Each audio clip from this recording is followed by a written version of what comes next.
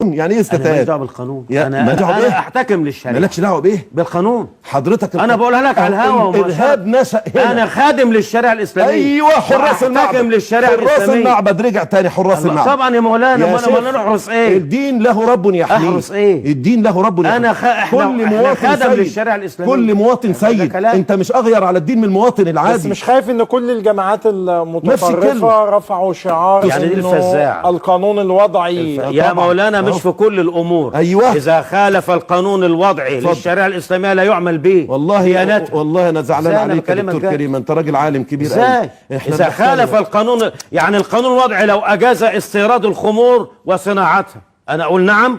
مالكش اعتراض، مالكش الحق. ايوه تقول نعم. حرام شرعا. مالكش حق.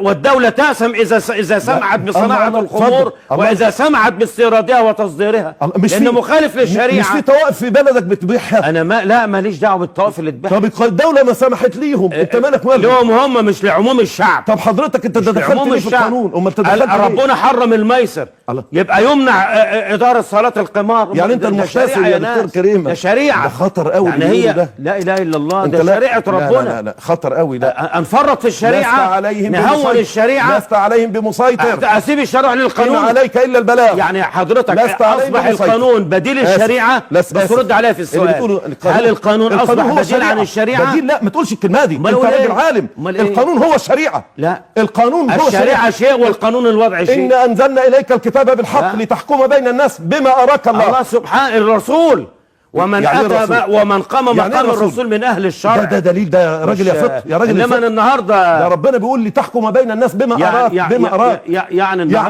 المستجدات، الدي ان ايه ده من الشريعة ولا مش من الشريعة؟ أنا ما تاخدنيش في الأمور دي. يعني لو جاء قانون ينظم الزنا آخد بيه زي تركيا؟ حضرتك القانون، أنا بس رد عليا، لو جاء قانون ينظم الزنا آخد بيه؟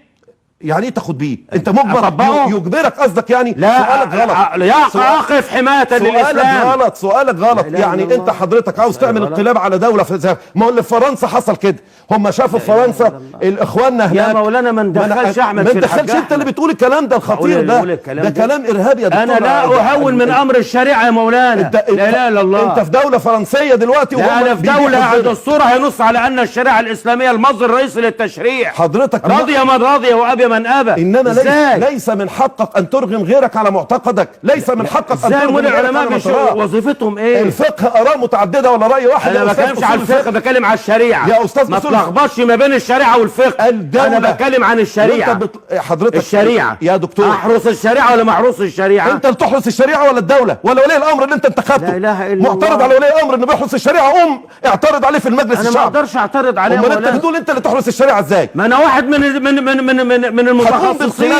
يعني انت تدعو الى انقلاب على السلطه عشان تحمي الشريعه؟